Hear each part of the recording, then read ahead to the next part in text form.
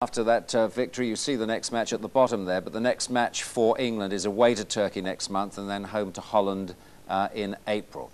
Right, Jim and Terry with us, as we said at the top of the show. What's the assessment from this end? Was that a satisfactory performance? I mean, before the match, you'd have said 6-0, that'll do. Yeah, that's right. I think it just took a long time to get there. Laurie McMenemy said from the under-21 international last night, the crosses were the key. They scored a lot of goals.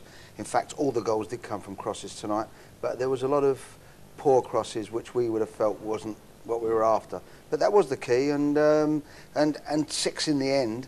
You're quite happy. It should have been 7, and you say, okay, yeah, fine. And you've got to get the goals, as Graham said. Otherwise, the people were not going to be happy. They was there to see goals, and they didn't think they were going to get them. What about the style of the performance, Jim? Well, I'm desperately worried about it, really. I mean, not tonight's performance. It matters very little in a way whether it was 6-0 or 10-0. But with Shearer not there and Wright being injured, you know, Hurst not there, you think to yourself, well, Platt as a makeshift striker, because if you play him up front, you miss his goals from midfield. Admittedly, against San Marino, he got goals up front. How can you criticise that? But you miss the goal-scoring role from midfield. And so, on that basis, if you think that we've got to beat some decent teams in this group, the manager's not having the best of luck before he starts to pick his team. I think you cross badly when you feel that the guys in the middle are not going to get there first. I think when you have the feeling, you know, that the strikers are on their toes and used to the job, and the right size and the right shape and the right pace, then you cross well. So although goals came from crosses, there were a lot of missed chances from crosses at the point you're making. That was the worst feature of the game. I mean, this is not such a bad cross from David Platt, but he spun it in. It was nearly a good one, but it was early on, and that was defended at the near post, so it doesn't go across the danger area. That was the first one. Batty could have flicked that one on, in actual fact, but here we get another chance to see. But Batty, it's a good ball. Gascoigne, it's a delightful chip across, and then really in that position, it's I think he slightly loses his footing, but it's a poor cross.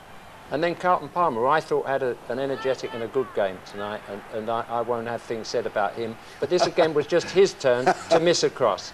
You know, left foot, not his favourite foot, but nevertheless it didn't test the defence. It threw the attack, you know, away at that point.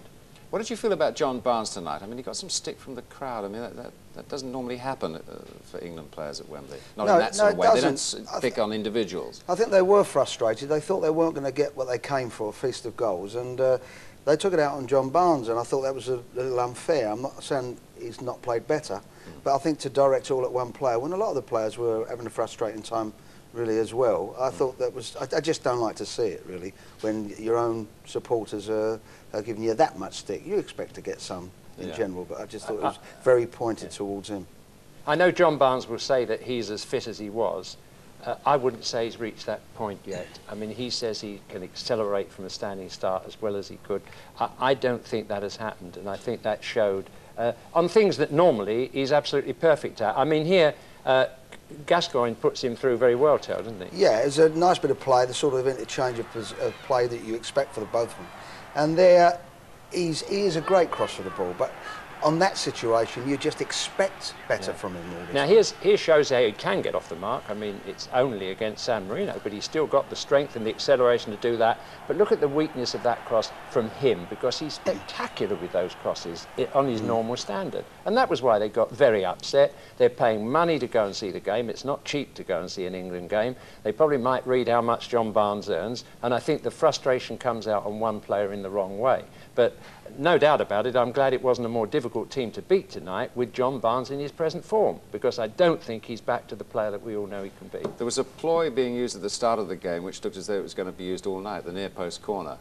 And they scored from it to begin with, but then they sort of went away from it. Well, they marked dreadfully from the near post. They kept leaving John. Adam stood there. He took a defender away by spinning to the back post, and Barnes was consistently marked badly at the near post. He didn't have a player in front of him, and we kept forgetting about it. Like, you can see him there in the near post position, and we everything else but that near post after a good start. And when we did, whack by Gascoigne wasn't a good delivery. Well, funny enough, that was the first time there was a defender in front all night. In 16 corners we had, and there was no player apart from that one in front of Barnes and shielding the front of him. He was on all night. I mean, that could have gone on and on. They were terrified. But the delivery tonight of players who we know can do so much better on that final ball wasn't good. And I think that's because you're trying to be too precise because you feel when you've got strikers who are in form and you know who they are and you know how they make their runs, you ping it in, and letting the guy get on the end of it. When you're trying to be too precise, I think you're more liable to miss it. Let's look at some of the things that went well. And first of all, we'll start with that near post corner that worked perfectly right near the start, the first goal. Great delivery here. He's completely unmarked. It's flicked up, rooted at the back post of 2 defenders. Great spring, and Platt just finishes it off well. Now, that was early on, and you expect to see it all the time. And here's Ferdinand. That was a beautiful cross. That's the cross that stretches the defence and stretched Carlton Palmer. Well done, Carlton. And here again, you see, he's beaten the near post. He's gone away from the goalkeeper, gives Adams a great chance, comes down, and he finishes it off well. And I'm glad he got his goal to give him that encouragement, because he deserved it after that great cross. Basically, what were the pluses for England tonight, in your opinion, Jim? What was good about the performance? You'll laugh if I say. I mean, I expect so. You will. Yeah. I mean, the young man Carlton Palmer is full of enterprise. You know, I think he had a couple of shots accurately on goal. You know, when he had energy to run all over the place. He was running as hard at the end as he was at the beginning. But on the other hand, there must have been something wrong where Carlton Palmer and Batty appear to be on the ball most of the time, and players like Gascoigne, somehow in a shell tonight. Hardly saw him. Why do you think that was, Gascoigne? He didn't. Well, there's no doubt for me, because you want goals coming from midfield, or you say, well, Platt's been removed up front, and Graham's had him at Aston Villa playing up front. He's not a makeshift striker. He can play up front, and he's shown tonight he can do that. That's not a point. Hold on. We are saying that he should be in the middle of the field. Do you agree with that? And then there is, you've got Platt and Palmer, who I say both of them, in an ingredients for a mixture, a blend, are ideal, one of them, but 2 together, you're not going to get a flood of goals from there, and I think that they will bite, and they can both pass the ball quite well. But you would play Platt in midfield, would you not? No, you could play Gascoigne in there. Yes no, or no? Gascoigne was playing. I don't actually know where he was. You play Platt as a striker. In the past, he's had. I'm giving Desmond an answer. In the last couple of games, Gascoigne's played a free role behind the front 2, and that was plain to see. There was no one on the right hand side. The only one that could get forward was Dixon, and that was a bit of that was a bit of a surprise to me. I can't quite work that out. Well, for the next couple of games, they're likely to have right back, aren't they, up front? But yeah, with Shearer probably out of it for some time. I mean, what about Ferdinand?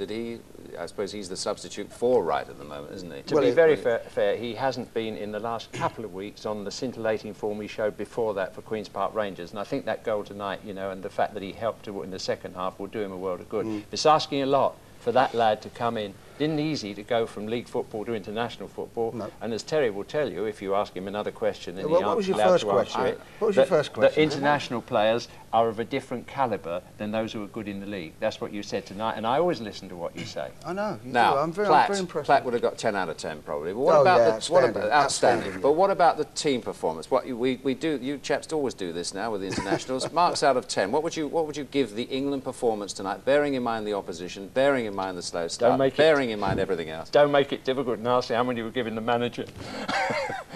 Really, in that team, it was astonishing how players who we know are skillful tonight in that match failed to produce their skill. You can't blame the manager for that, So I'm not going to. I'm going to write down someone. I mean, you give Gascoigne for what you know he can do 4 out of 10, wouldn't you? The team itself tonight, in that game and the way they played, 6.5 was my mark. 6.5. No, 6 was my mark before. I wouldn't go above 5 out of 10 for that performance. 5 out of 10. I'd say 7. 7. Because I'm always. The discussion will go on, but we will move on. For action.